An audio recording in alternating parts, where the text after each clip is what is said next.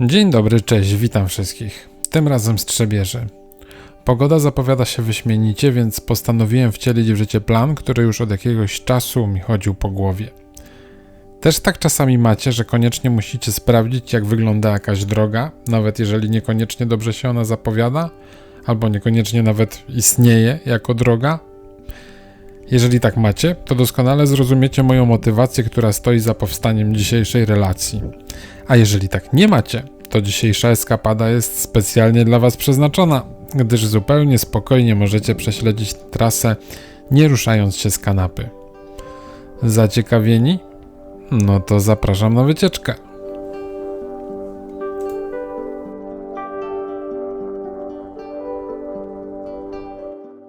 Myślałem, że zaczniemy od jakiejś kawki na plaży w Trzebieży, ale chyba jeszcze trzeba trochę poczekać na cieplejsze miesiące. No to jak nie ma kawki, to skierujmy swe koła na południe w kierunku Małej Trzebieży, ale tylko kawałek, tak żeby po jakichś 200-300 metrach odbić w las. Dlaczego? Już opowiadam. Znany i lubiany szlak wokół zalewu ma jedną wadę. No dobra, może ma kilka, ale dzisiaj chcę się skupić na tej jednej. Jego odcinek od Trzebieży aż do okolic Nowego Warpna jest przepotwornie monotonny i w dodatku wiedzie drogą wojewódzką. I o ile w przypadku różnych przejazdów na czas, wyścigów i tym podobnych spraw, no może być to traktowane jako pewnego rodzaju plus, no to turystycznie to już jest tak dość mało ciekawie. Tym bardziej, iż pobieżna lektura mapy wskazuje, że da radę przejechać bliżej brzegu zalewu w tym rejonie i w dodatku możliwe, że znajduje się tam coś, co może przykuć naszą uwagę bardziej niż 17 km asfaltu.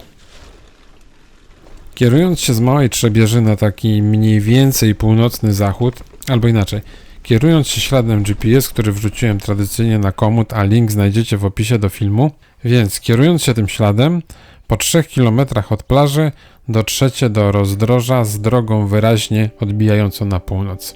I widać tam jakiś prześwit. No to podjedźmy tam.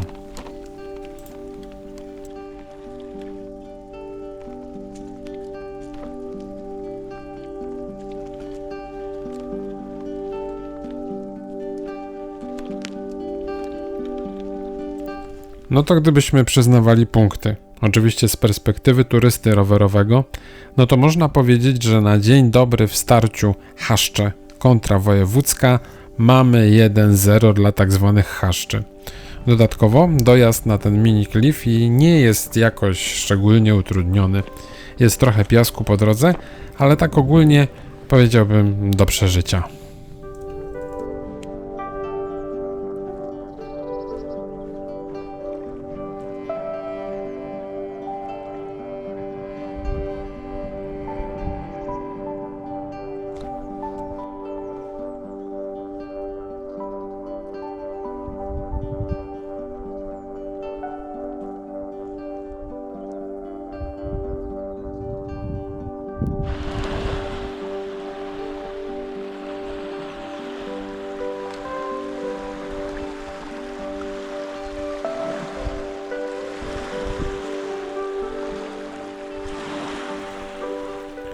No i teraz tak, możemy tą samą drogą wrócić do rozdroża, żeby kontynuować podróż dojazdem pożarowym, albo możemy spróbować się trzymać możliwie blisko brzegu.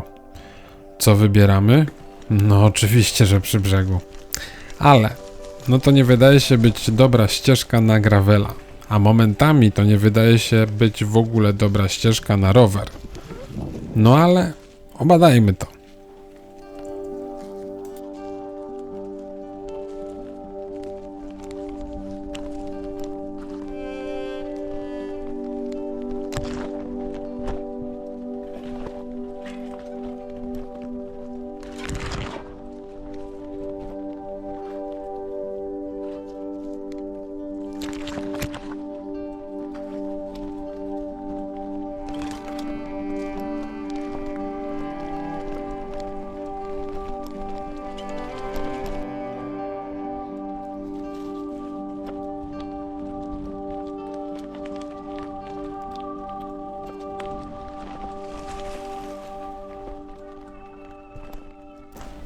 Nie ma zbyt dużo pchania, a nawet momentami powiedziałbym, że wąska kierownica gravelowa łatwiej się mieści w wąskich krzakach niż te szersze, na przykład MTB. No takiej ciekawej dróżki nadbrzeżnej jest niecały kilometr, więc nie wiem jak wam, ale mi się podobało, no ale wystarczy. I dlatego też dorzucam punkcik w starciu na rzecz krzaczorów, a więc mamy już 2-0. I przy takim charakterystycznym miejscu, gdzie niewielki jar nadbrzeżny jest zabezpieczony częściowo barierką, skręcamy na południe, żeby wrócić na drogę leśną. Sam dojazd pożarowy jest całkiem dobrze utrzymany, piasków jest niewiele, a dodatkowo do wojewódzkiej nie jest daleko i można do niej wrócić jedną z poprzecznych przecinek leśnych. Ale poeksplorujmy dalej. Znajdzie się po drodze troszkę piachów, ale szczerze mówiąc nie są to jakieś pokaźne odcinki. Przed Trzebieradzem możemy jeszcze podjechać do samego brzegu i niestety jest to w tym rejonie chyba ostatnie takie miejsce, gdyż dalej dostępu do wody bronią prywatne posesje. Między innymi jest to hotel Pałac Manowce.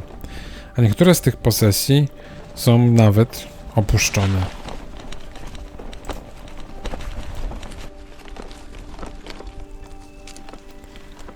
Następną nazwaną osadą za Trzebieradzem jest Popielewo i tutaj, szczerze mówiąc, też nie znalazłem sposobu, żeby przebić się do brzegu.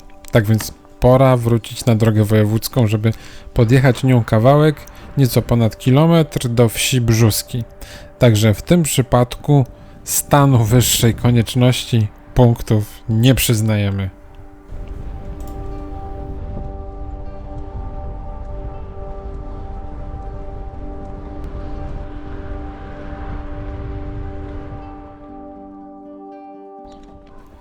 Natomiast takim już minusem na początku pachnie zjazd w Brzuskach nad brzeg. No jest to płytowisko straszne. Nawet nie, że takie zwykłe płyty, tylko takie nierówne, mocno telepie. No ale ciekawość potworna rzecz i czasami jak się obierze jakiś azymut, to nie sposób zejść z tego kursu.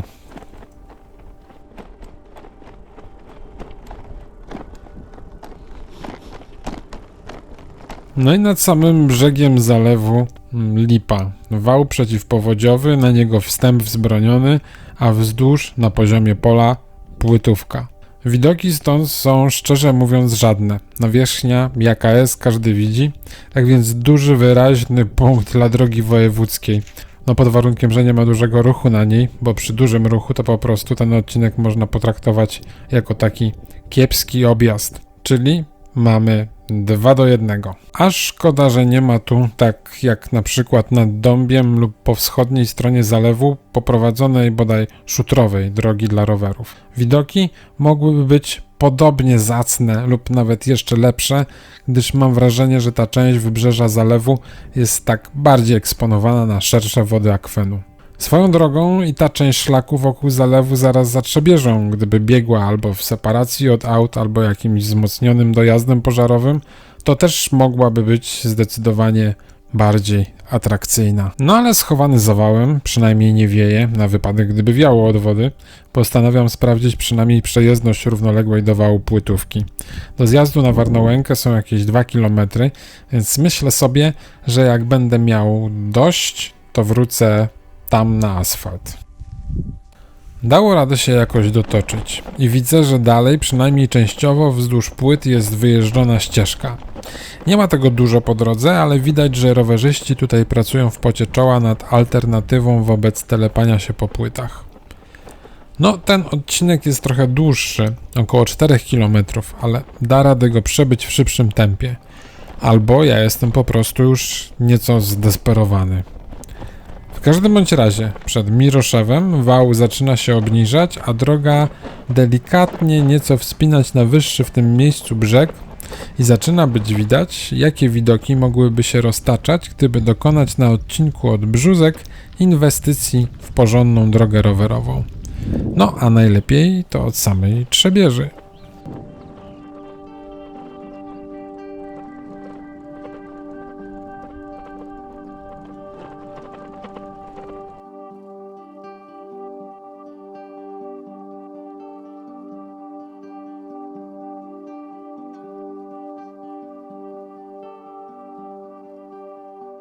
Jadąc wojewódzką z Warnołęki przez Karszno, dalej wiedzie już droga rowerowa w kierunku Nowego Warpna, więc niewiele osób zjeżdża na Miroszewo. Tak więc chyba nie będzie wielkim nadużyciem, jeżeli rywalizację bezdroża w cudzysłowie, kontra asfalt zakończymy wynikiem 3-1. Cała powrotna zaplanowana droga to szybkie asfalty, tak więc do Podgrodzia, ostatniego punktu nadbrzeżnej eskapady, też jeszcze warto dotrzeć szutrami i piachami. A mam wrażenie, że i kolory późnego marcowego popołudnia są tego warte oraz, że przyroda czasami też próbuje się do nas uśmiechnąć.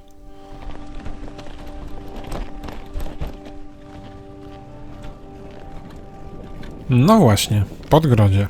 Dzisiaj to cicha, do niedawna niemal zapomniana osada w gminie Nowe Warpno. Leśne drogi, ruiny dawnych budynków i cisza, która wydaje się skrywać wiele historii. A jeszcze kilkadziesiąt lat temu to miejsce tętniło życiem. Za PRL-u funkcjonowało tu miasteczko dziecięce, unikalny w skali kraju ośrodek kolonijny przypominający miniaturowe miasto. Nie był to zwykły obóz letni. Dzieci miały tu swoje państwo. Z ulicami, urzędem pocztowym, a nawet własną walutą. Miejsce to miało nie tylko zapewniać wakacyjny wypoczynek, ale i uczyć zasad wspólnego życia oraz pracy w socjalistycznym kolektywie. W 1952 roku podjęto decyzję o stworzeniu tu ogromnego ośrodka kolonijnego. Miejsce nadawało się do tego idealnie, otoczone lasami blisko Zalewu Szczecińskiego, z dala od zgiełku miast. Podgrodzie zamieniło się w miniaturowe miasto dla dzieci, z własną pocztą, amfiteatrem, a nawet ratuszem, w którym odbywały się zebrania małych obywateli. Każdy turnus trwał kilka tygodni. Dzieci miały swoje stanowiska pracy. Były listonoszami, sklepikarzami, urzędnikami. Dostawały również wynagrodzenie w lokalnej walucie, którą mogły wydawać w miejscowych sklepikach. Miało to uczyć zasad ekonomii i funkcjonowania w społeczeństwie. Taki mikroświat w pigułce. Miasteczko dziecięce przyciągało gości z całego kraju, a nawet z zagranicy. Organizowano tu międzynarodowe spotkania pionierów, a delegacje partyjne z dumą pokazywały Podgrodzie jako wzór socjalistycznego wychowania. Ale lata 60. przyniosły zmiany. Koncepcja takich ośrodków stopniowo traciła poparcie. Dzieci wolały tradycyjne kolonie, a infrastruktura zaczęła podupadać. Ostatecznie na początku lat 70. miasteczko dziecięce zamknięto, a budynki zaczęły popadać w ruinę. Przejeżdżając dzisiaj, warto spróbować wyobrazić sobie, choć przez chwilę, jak wyglądało to miasto dzieci sprzed ponad pół wieku.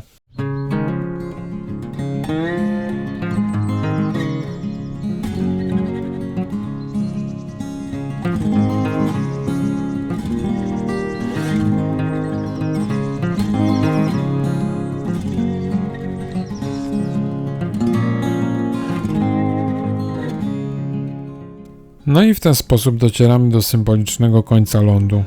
Dalej na północ jest już tylko Zalew Szczeciński. Na upartego można jeszcze dotrzeć do położonej nieopodal niewielkiej plaży ruiny. Nie mam pojęcia, czego to są pozostałości, bo dalej mamy już tylko ginącą ścieżkę w zaroślach użytku ekologicznego Półwysep Podgrodzie.